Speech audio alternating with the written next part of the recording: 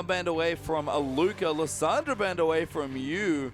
Some pretty interesting stuff happening so far. Lots of adaptation as we move into the third game. I don't mind the Annie ban. Of the 36 games that Mako played in the regular season, he actually played Annie 13 times and was, I believe, 12-1 on that champion.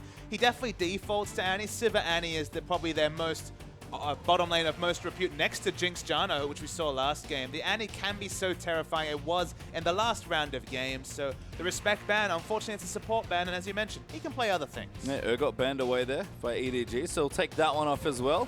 And World Elite now going to see what they want to take as their last ban here. Hecarim's still up. Yeah, I mean, I don't think you give Koru Hecarim, so probably have to ban that away. That's probably going to leave EDG to first pick Shyvana, because again, clear level plays Sejuani, but doesn't have a massive priority on their champion. Right now, the Smite Teleport seems to be Koru's wheelhouse. I mean, you say he doesn't have a priority. Remember, a couple of days ago, 14-1-10, I believe, was his Sejuani score. He plays a great Sejuani himself.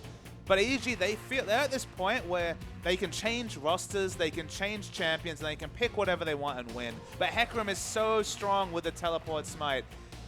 What do you choose against it? You don't even have the choice of Urgot to kind of give up on being an AD carry and just try and be a role player against the Hecarim. You're going to have to opt into a carry, and he does so much work against all of them. But EDG, they have so many options. Yeah, Lulu, the last ban from World Elite, but Nunu's actually EDG's first pick. That's different. I mean, Clearlove certainly had lots of success on Nunu, but that is an aggressive pick away there. And Spirit might just default again. We said more carry potential. Might be going straight to Nidalee. But I mean, the Nunu is a real surprise, because if you asked me what would they take at first pick in a blind pick, I'd probably say something like Sivir, which is available in this situation. They don't lock in the Sivir. Hecarim, another excellent first pick, at least on this patch with the teleport smite. Not considered. Nunu over all the other options. You're opting into Spirit, finally putting on the carry pants. We expected it.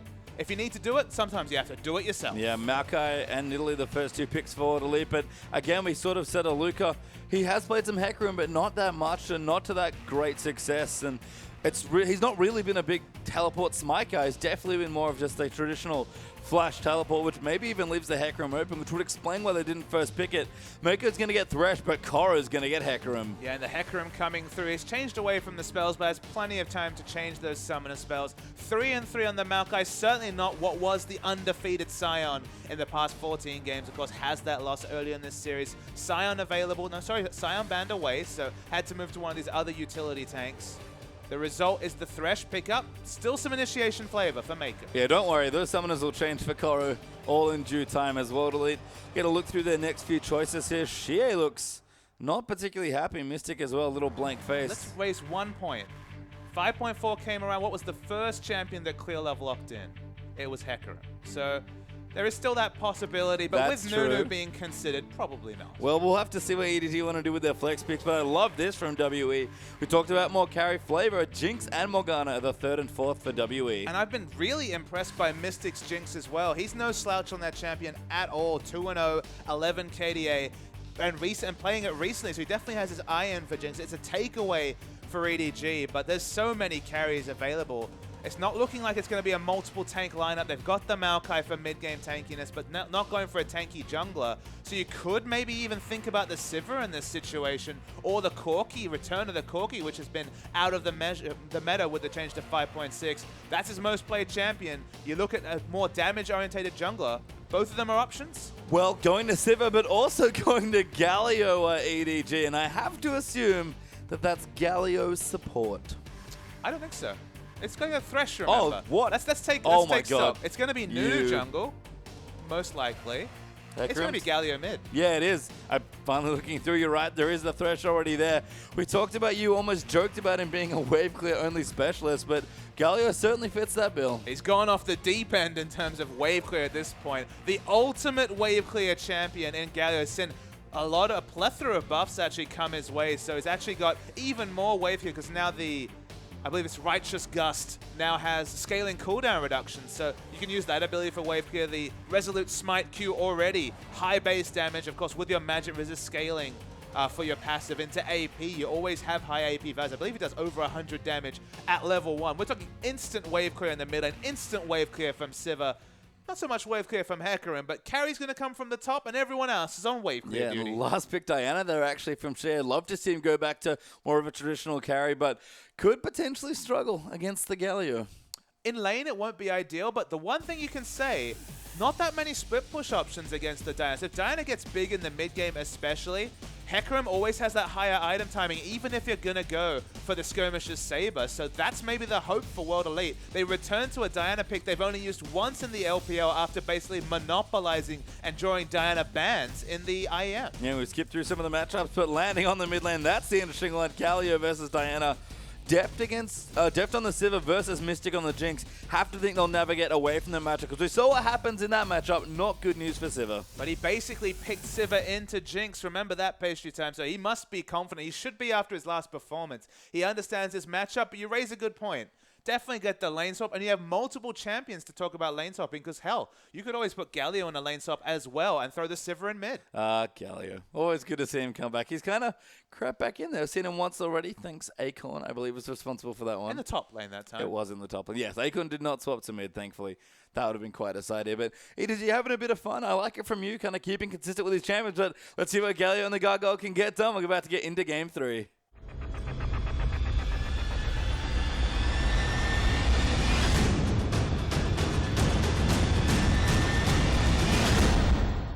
And we are onto the Rift here as well as Chorus found Spirit nice and aggressively here, getting a couple of Qs down. Spirit maybe looks to answer with some spears of his own, but right now just some defensive neutral vision being put down here. And Italy, if they can interrupt the jungle or at least make a pathing predictable, Spirit's aggressive counter jungling going to be a little less impact. It's not just that. They need to invade for those potential lane slots we were just discussing. I feel like it's going to be a game of Russian roulette at level 1, trying to get the lane matchups everyone wants.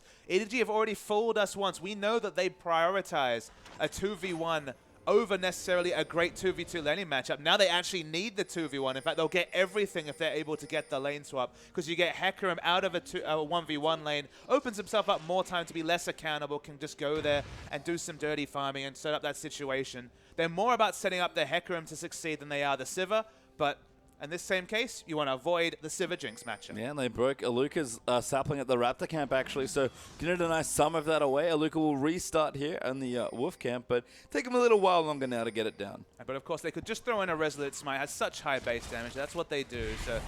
So Galio actually sets up a very fast timing for the Raptors. Yeah, nice stuff for Aluka. We'll take away a camp here, and we do see the jungle follow. Hecarim actually doing the Raptors right now for himself. So again, the Smite top laners have so many good options in the early jungle. It was almost an instant clear with the Resolute Smite over the wall into an actual Summoner Smite coming through from Hecarim. And all the Raptors die. He's actually going to get a second camp. Yeah, nice stuff here as Korra going to move in. And again, the creativity, the versatility you get from the early laners means that lane swapping just so much easier now because your top laner no longer hamstrung as much in these situations. Of course, you're so flexible. You can start these other camps. Kulo's going to come steal some experience because he's vengeful like that. And they'll keep jungling. And then Galio actually getting some work done here against Xier early on. Diana wants to get aggressive, but Galio pretty intractable here in the mid lane. And that range versus melee matchup with all the poke coming out from their Gargoyle going to be a bit tricky potentially. And we actually didn't notice, but both mid laners have teleport in the mid lane. I mean, teleport Galio makes a lot of sense. You do have kill pressure, but it's more about showing presence with that ultimate. EDG, they've actually navigated. Koro's still jungling at this, so it still has an enter lane. And there's another buff going over. And this is why we saw this in game 1. It's just so strong. Being able to 3-buff your opponent. Spirit's got no other buffs. Oh, no, there actually is a blue buff. But that's the second time EDG have aggressively walked into World Elite's jungle to take away a buff with their 2 smites so they can try and 3-buff. To me, you will take a little bit of damage, but dodges a gank from Spirit and keeps on trucking. And Spirit showed on the bottom side of the jungle was no red buff to steal away that he will get 3-buff for a second time.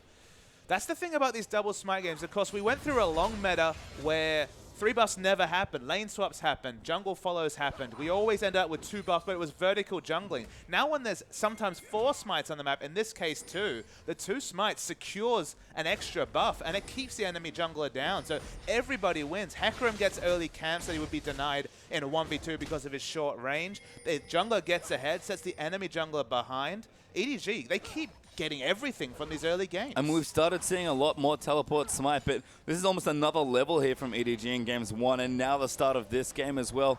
Looks like we are going to have a recall here. No, Mystic is going to hang around, just hanging out in the brush, thinking about it. And then we actually do have a swap back here. Korra's going to teleport down to bottom. No major purchase though from Sivir. It's actually Jinx that has the additional item with a spare longsword to mix in there as well. So could potentially struggle here with Def Sivir. do get a small pause coming through, as we can see on the screen. Some Koro fans in the audience. So 2v2 lane, not ideal. And in this situation, World Elite weren't able to pick up the Dragon to answer all the pressure in the top side of the map especially. So things very even. We still remain to be convinced by the Galio pickup in general. Galio, you have to feel QSSs will come out and he will struggle to have relevance. There's already a black shield for at least a single target to negate the ultimate, and there's a Maokai who can use the ultimate, the Vengeful Maelstrom, to cancel out some damage. There's certainly a lot of tools to deal with Galio, so why we see it coming through from EDG?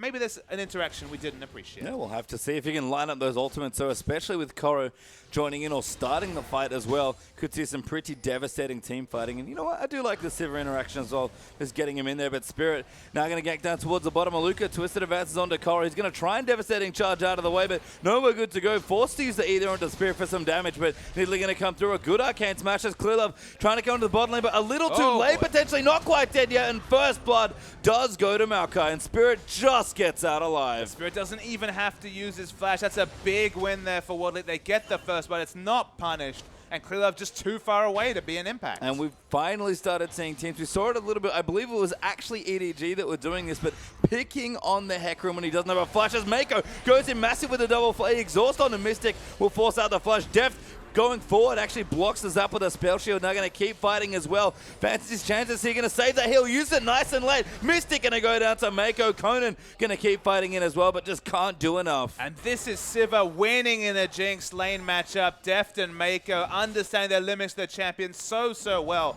The moment that Mystic had to heal first, you worried for him in the trade, and he falls down, and all you can say is that Deft has a handle on the counter matchup just fine. And it's just wonderful to see Deft summon a spell usage exhausted right away to make sure to reduce a lot of the initial trade damage and then healed last. I mean, you talked about it. It's very simple stuff using it at the right time, but Deft, his reflexes especially are always on point. And you have to remember that when we're talking about the fact that Sivir loses to Jinx in the matchup, it's not about 1v1 trading necessarily. It's about the fact that just in the laning phase, the ranges work against Sivir. That's the big situation that has to be discussed.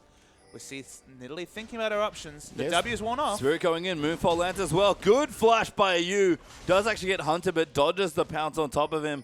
Ultimate available, but if Spirit comes back, Gargoyle's not going to be so lucky. Spirit was patient because he wanted the Bulwark to run out so there'd be less magic resist and increase the trade damage. That's probably what got them the flash, and now a lot of the kill pressure is gone. But speaking of kill pressure... Yeah, Mako flashing on top there. Chompers going in, but will stop and clear up though. Here for some snowballs. Hook lands and Deft gets a kill. I think Mystic had a dream about this particular day. Yeah, Nightmare maybe as Koro still moving in. Spirit going to jump on top of him. Lots of good damage coming through. Should be able to secure the kill and does. So both junglers aggressively ganking the opposite sides of the map. So it's answering pressure onto a Hecarim, but of course Hecarim will eventually get relevant, can duck out for camps, now has the machete, probably thinking, okay, laning phase not working out so well, but Mystic has had a horror, a nightmare of a series as you mentioned. Already 28 CS down in this Jinx vs Sivir matchup, and one way to deal with the fact that the extended trading's no good, just all in at every opportunity. Yeah, and all in the turret now as well, maybe even break up the laning phase and give Hecarim a bit more breathing room. I do like that Spirit's ganking the obvious lane, that no flash Hecarim, especially before 6, is quite vulnerable. We've seen teams take advantage of that already, and Spirit even doing some counter jungling now as well. So on point with his Nidalee as we expect, but the tower in top lane falls, and this Civ is going to be quite far ahead. So the other person who's far ahead is Spirit himself. I believe he has enough gold to back and get the Magus enchantment. Yes, he has it now. That's a lot of early pressure. 80 AP, 20% cooldown reduction. He took it on himself with the Nidalee. He's got the start he wanted. It's all about Spirit this game for World Elite. Yeah, we'll see if he can carry World Elite through to a 4th game here and keep their dreams of still progressing through the playoffs alive. But Koro returning to the top side now. We're going to the top side, I guess, for the first time.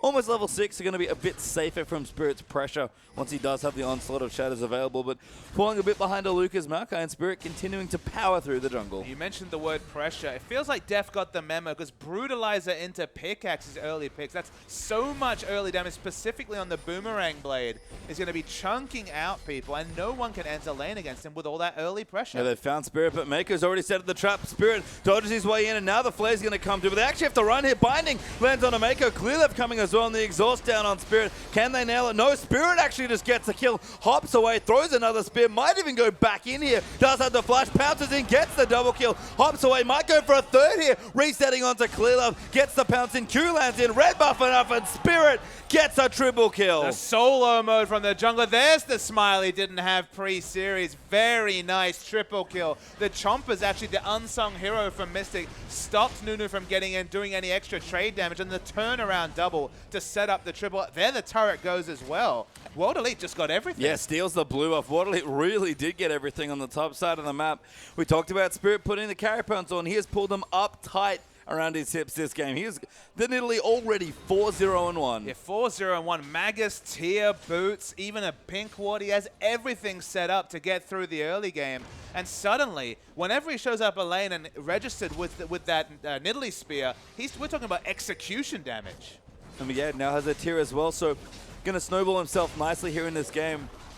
It's amazing to me that Spirit, who keeps letting this pick get left open, doesn't seem to play it every game, but maybe you should consider it, because certainly if he wants to carry, it seems to be his champion of choice. Yeah, the win rate's definitely been there. I believe 5-1 in the last 14, so with this lineup, still been very, very successful. He's just so good at the skill shots. He applies so much more pressure on this champion than the likes of Sejuani with the extra mobility from just the pounce being on such a short cooldown. And he's taken advantage of the fact that the mid lane's basically a wash. You never want to walk near Galio because he's always fairly topped up. Actually did successfully gank him earlier and blow the flash. Now he's going to take Dragon as well, but it's impacting the Hecarim especially. And other people have just been caught in the crossfire. Yeah, and the Dragon going to go down quite easily here to Spirit's Nidalee. You can just see all of the resets from Cougar form coming in now as pounce after pounce after pounce. Quick Dragon there for Spirit. Pretty nice timing on that one, and going to get a pink word for his troubles as well. And look, all World Elite have to worry about is the fact that there's a lot of synergy between Sivir and Hecarim. It's been a very successful duo. Clearlove's looking to duel with Spirit. Nope. Not sure if he wants to. Yeah, teleport comes in. Binding will land as well, though, and Clearlove in. Oh, host of trouble. You're going to try and land it up, but I love the ulti from Conan. Just a zone now. Misty coming in. Spirit dives in again, and Maokai this time gets the kill. That's two quick ones for World Elite. What a rotation coming through from World Elite. That's 4 members and Diana pushing in the bottom lane unannounced. People are just getting caught left, right, and center. And World Elite, they just want to power down this game. Yeah, Clearlove dying twice already in this game. I believe there's the same amount of deaths in this series as these first 2 games. Deft gets tagged by a spear. Spirit will not think too hard about going back in. Lands another one onto Deft, but unfortunately for WE, no follow-up pressure. And even though he has all these early game items, the Snowball, Brutalizer, and the Pickaxe, Deft cannot look for fights at this present point. Nidalee's too strong, and all those spears registering just seeds map advantage to World Elite. And that's bad news as the Jinx continues to farm up, catch up in the shaky early stages of the matchup there up against Deft. Now is off farming away, does have his Athenes, but she has answered with some strong CSing and a Morello Nomicon here. Spirit still stacking the tier. Koro not even done with the Cinderhulk enchantment there on his Skirmisher's Saber. The Hecarim we saw in Game 1, this is a very different look. Exactly. Doesn't have any items complete at 12 minutes into the game. The Cinderhulk's going to be delayed. That means the Trinity Force is going to be super delayed. Let alone even the mobility boots. At this present point, Koro has nothing. He just wants to keep farming, and that's just more unorganized laning for Nidalee and her hyper mobility. Just pick off some more kills. And I love the pick away here for Spirit as well. Got a quick Stalk Shoes and a blasting one for an Archandel Shia. Now going on to you in the bottom side. Galio can't really do anything here. Does flash the last Q, so will be safe in the Lantern there as well. But EDG pretty far behind in this early game. And if Galio's in a short lane, he can just wave clear a plenty, but in a long lane against a reset assassin like Diana, matchup doesn't look great either. Again, I'm not sure about this Galio pick. All it really provides is one thing, wave clear, and then the AoE ultimate. But other options were available with similar wave clear, so why he defaulted to Galio, a melee champion, I'm not sure. We'll have to see Ashia getting lots of free time in the bottom side. Doesn't even have a Stinger on Nash's Tooth for real split push power, but is already exerting pressure in the bottom side of the map. World Elite up a Dragon now as well. Plus 4,000, actually 5,000 gold already. EDG, they don't lose very often, but this is how it starts. And I basically penciled 3-0 into the record books, but it's not looking like that's going to be accurate at this point. 5,000 gold. Deft basically had his build completely stopped, is sitting on 1,600 gold, but had the Pickaxe and Brutalizer 5 minutes ago and hasn't been able to amass any more gold. Anyone who overextends is getting picked away, and now with all outer turrets up, the wards are being pushed up by Nidalee, and Clearlove, for once, has to be super passive and far back in his jungle. Yeah, his Nunu's been capped down quite a lot in this game. Spirit was getting aggressive with the Sejuani in the last one, but couldn't make enough of a difference this game. Very different story. Spirit, we've seen what he's like on the Nidalee, and things looking strong so far. 7-2 up for World Elite already, and 3-1 up in turrets as well. Death did go back, spend a little bit of gold, but it's just not that much coming at Coro, even on top of ward. Looking for a lane gank. Clearlove will finally clear out the pesky ward that World Elite had sitting just behind that brush.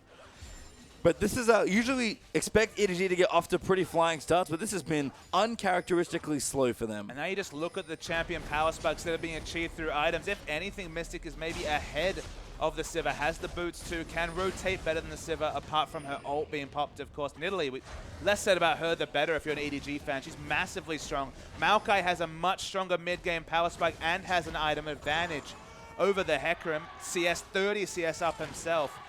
World Elite, they can choose to fight, they can keep sieging, they can gank and skirmish in extended lanes. They have every option to them, and if they don't win this game, it's going to be over poor rotations, because right now they're primed to take it home. They are, and the next Dragon's going to be up in a minute 45, so World Elite holding on and fighting back in the game where they absolutely had to here in the best of 5, and you going to keep wave clearing away, but not going to go back. Maybe has some money to spend. Can teleport in, of course, for the Dragon when it's up, so not too bad. But again, EDG just not that much money right now. Exactly, and it's just the Athenes now building a bit more magic resist.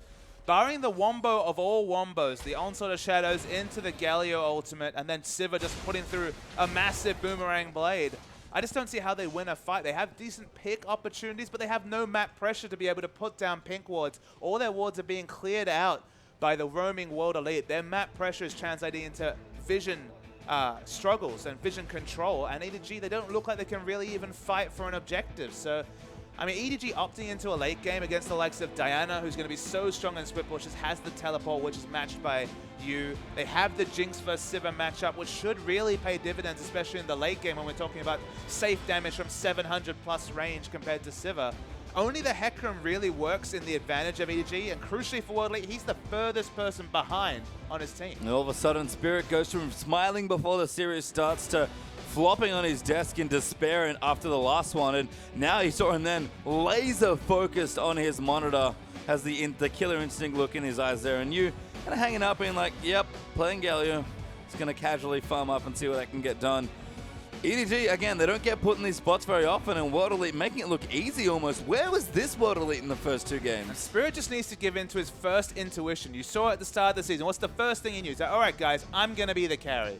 In that stage, maybe he was going a bit too far. The Riven jungle probably wasn't necessarily the best route to that, but the moment Nidalee was introduced to jungle pool, a highly mechanical, smart jungler like Spirit was always going to take advantage of it. And this is the result you get. Goes back onto the carry champ. It's far away from the likes of Nunu and Sejuani. 5-0-2 complete run of the jungle and making Clearlove look like an amateur after a wonderful season from Clearlove. Yeah, those 2 deaths are going to hurt Clearlove's KDA. And given how good his KDA is, he's probably not happy with that. But 5-0-2 on the Nidalee, like you said, that's 100% kill participation as well. So Spirit doing all the heavy lifting in the first 15 minutes of this game. And even Mako looking a little frazzled. He's normally smiling, having a good time. He stole a red buff in the last week of the LPL and giggled his face off after he did it. But everyone's still focused here. World Elite know they have to battle back here, but they're after the best possible start to make the 3-0 reverse or kill happen. It's just such a strange game because World Elite have to keep it unorganized. They don't want to have grouped 5v5s under turrets just because there's instant wave clear coming through from EDG between Sivir and Galio. Massive ranged wave clear coming through. So they're happy to keep the fight's a bit more unorganized. As long as they keep Coro accountable, make sure they can't pick up any farm, delay the power spikes of the eventual Trinity Force and Home Guard boots, then they're going to be happy. They just need to avoid a situation when they're sieging because even though they have a Nidalee, it sounds like they want to opt into siege. The wave clear is just too strong from EDG. That's the only thing they have left. Even though they haven't snowballed, the wave clear, it's just from the kits, so you can't take that away. And they're happily buying time as well for Mystic to get even stronger. Had a rough early start to the lane, dying in the 2v2 at about level 4, I believe, there in their matchup in the top. So things looking a lot better now. Still behind in CS is Mystic by about 20. It's 143 to 123 right now, but he's ahead in gold despite a horror laning phase just from all the global advantage. They have the 3 out of turrets, so sieging mid especially is not quite a priority now that they have access to aggressive wards. He's actually got enough gold for his Infinity Edge after about just the next creep or so he'll back and pick that up to go with the Berserker Greaves. Actually ahead in item timings. The Brutalizer, that was a great snowball choice from Dev, actually might hold back the full build especially.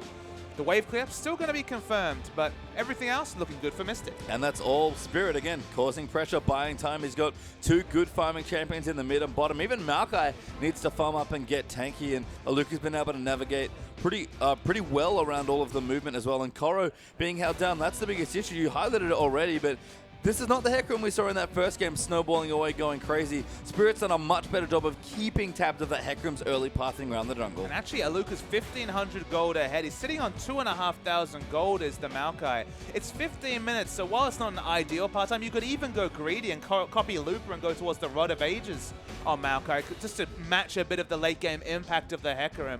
Or you could just go straight into the mid game power spike, try and take the game home early and get a righteous score and work towards some other items. I mean, with all the time that Spirit's buying you, I would not hate a Rod of Ages here on Aluka, so we'll see if that's what he does want to opt into. Deft looking pretty quiet there as well on your screen. He's doing well. He's had a consistent season, been absolutely wonderful all split long. Looked great in this series as well. He's had two great games, even off to a good start in this one as well, but the rest of his team lagging behind. Clearly, for once, on Nunu of all champions, not able to match Spirit's pressure on Nidalee. And the thing about Sivir is that she gives up some damage for utility with the ultimate, with the On the Hunt. She usually, and every other time, basically Sivir, that Def's played this Sivir, he's had multiple other members of his team, Koro especially, and Clearlove, be able to pick up the slack and use that utility to get engaged. But both those guys are significantly far behind. The Galio is going to be flash reliant whether the On the Hunt is available or not. So at this point, the champion pick's actually holding him back a bit, even though it fits the comp. Hecarim, Sivir, we mentioned multiple times, have wonderful synergy together. But even though he's 20 CS ahead, 1-0-1, it's Sivir. It can only do so much in a fight. Yeah, and you can see players looking a little tired here. It's been quite a long pause. We are still waiting to see when the game will resume, but I can't imagine it will be too much longer from this particular position. Players rubbing their foreheads, running their eyes. World Elite especially have to realize that if they win this game, they're going to win two more for the upset over EDG to get themselves into the semifinals. And if they're rubbing their eyes and scratching their heads right now, they don't know the half of it, because it's going to be a real long night. Yeah, the moment you go 0-2 down, you're walking a tightrope for the rest of the series. You can't afford to stumble, because if you fall off, you will be done. It will be the end of your season. It's good to see them rally behind. It's good to see them actually show a positive performance. The first 15 minutes have definitely been World Elites, even though Mystic's been struggling. I mean, it's been opened up by Spirit. He had a much improved game. When he was looking down, I thought, okay, maybe it's all getting to him, but clearly he's just unleashing his frustration onto EDG. They haven't taken it down. Teams have gotten ahead of EDG only to get outscaled in the late game. It's definitely not scaling on paper that necessarily works for EDG, but you've got that Galio pick, which, look, it's going to have a great ultimate. There's going to be a lot of utility. You have to feel like Koro might not need to hit the Trinity Force timing as early pastry time, because you can throw the Bulwark onto the diving Hecarim and make him very innately tanky. He has a decent health pool and a Cinder Hulk already, so maybe he'll just hit that tankiness a bit earlier. But it's definitely going to be an emergency Bulwark, because Koro is going to hit those timings late. Yeah, I mean, that's the bad news. Koro, we've seen him be more of a carry, you especially subbing in. And it's been nice to see that EDG can sort of adjust some of their strategy on the fly and, you know, get Koro into more of a carry role. He certainly never had problems doing that from the top lane, but felt like more of a utility player, especially at the start of this season. But I mean, the CS numbers don't look good. Everyone's behind except Deft, and on Sivir, I don't know how much work can get done. If he was on a super hard carry, I'd be, you know, probably pretty confident in his ability, even from this position, but Spirit's going to have everything trained on him, and GA especially. He's the real scary thing to me. Jinx late game's great. Spirit early right now is good. Maokai just fine at almost all stages. Diana's to me scary, because when she gets big, she just rips through backlines. Basically what Koro did in game 1, she is going to look to do in this game. And she is going to be all about split pushing. We've already seen that Galio cannot stand up to Diana in a side lane. When there's no turret behind him, when he can't just sit back and wave clear from range, he can be caught out, and the consistent damage from Diana around her auto attacks, her passive, and just the resets on her ultimate. You've got a large model size. It's very hard to dodge that Crescent Strike. In a long lane, it's not an option for EDG. That's why I said that the only way that World Elite can lose this game with the advantage they have, with the comps that are being picked, are miss rotations. EDG, their only option to extend this game is to hope that World Elite will siege down one turret and then just wave clear with Sivir and Galio. But the thing about taking out this outer ring of turrets is that you can invade, get aggressive wards down, and ensure that you can just rotate faster and negate the advantages that the likes of Galio and Sivir's instant wave clear can give. Galio and Sivir can only wave clear if you're predictable in your movements, but if you've got the advanced vision, if you hold them all accountable and just out-rotate them, you can still take down structures even against all that wave clear. And I have to wonder, Clearlove's Nunu going this, looking for the Cinderhawk early before getting that Sightstone. I feel like in 2 different games, though, even Spirit on Sejuani was able to keep pretty good tabs on the Nunu, and that's normally Nunu's job. Run around in the jungle, plop down wards, just basically keep track the enemy jungler in their own side of the map and just follow them around. You can't really do anything, but if you're following them, constantly snowballing them, they can't really do anything either. That's sort of the point. And that's the surprise that, again, he's been delaying that Sightstone. Usually it's been Machete into straight up Sightstone. 800 gold, bam, Sightstone, just to make the enemy jungler accountable. And this is Spirit of all people. You'd think, as we load into this game, if you want to keep tabs of anyone, Spirit on Italy, that's right at the top of the list. Yep, definitely keep track of this, man. And you can see why massive scoreline already, as we have popped back into the game just to take stock of where we are. Good lead here for World Elite, actually fairly significant in gold. As you can see, they're about 5,500 gold up already. Second Dragon's going to be up in 50 seconds there as well. And honestly, World Elite don't even need it. They're probably going to claim it in Italy. Great at objective control as well. And Def starting to freeze the mid lane.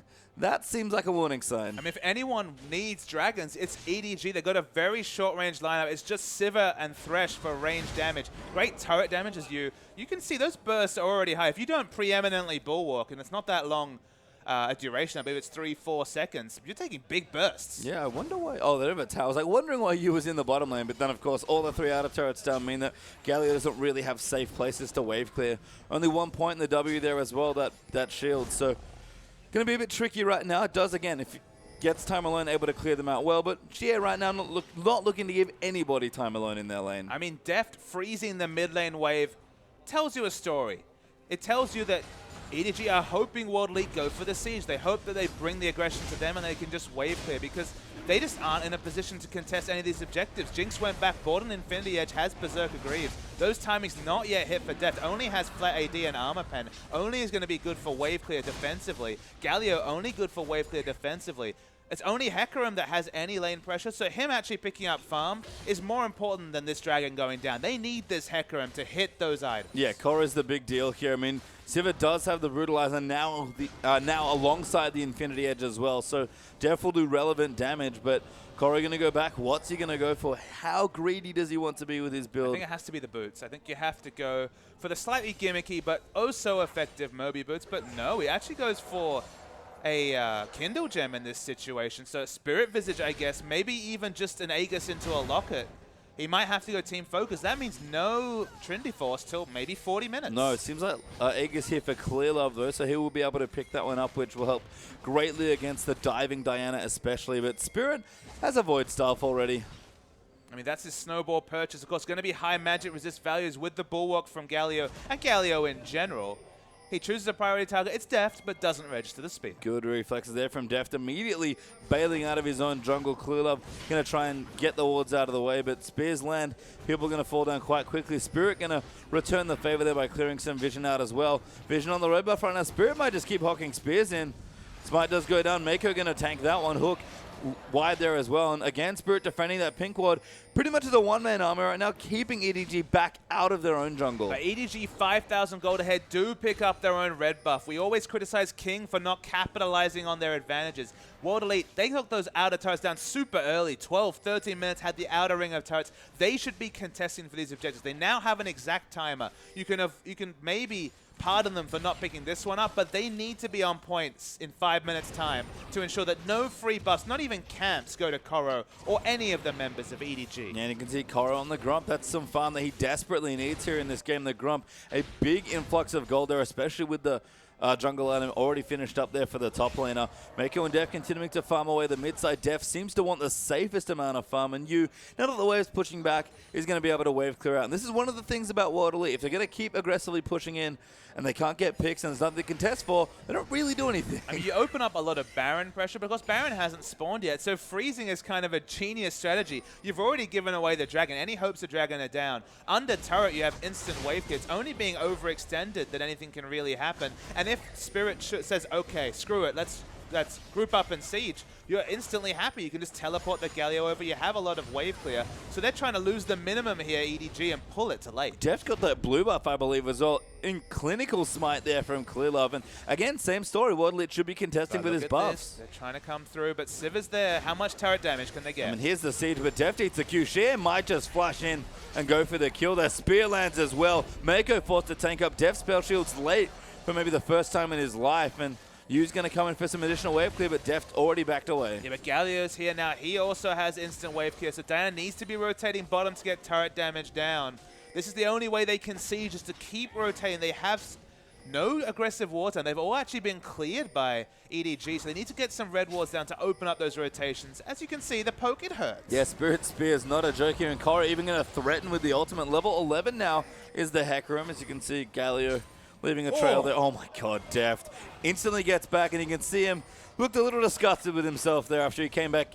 Immediately forced away, and EDG already used the recalls. Oh, he's trying to snipe him, but Deft cleverly walks back to base. Yeah, he just walks back in a quite defensive manner, respecting the Super Mega Death Rocket. The Swift Push's on again. There's no Sivir in the mid lane. This should be a turret with minigun form for World Elite. Yeah, turret absolutely dead here. That's the fourth of the game here for World Elite. They slowed things down a little, but now getting more aggressive. Spirit will take away the Wolf there as well. Shia's going to take the Krugs. This is more of what we want to see. World Elite starting to monopolize some of this vision, and EDG forced further and further back into their base. And this is exactly what we wanted, Patreon. Look at this minimap. We've got Raptor vision, we've got Wolf vision, we've got Blue Buff vision. They're eventually going to push a ward up to the Gromp. No free camps for EDG whatsoever. No, and EDG walking towards the Baron. I thought...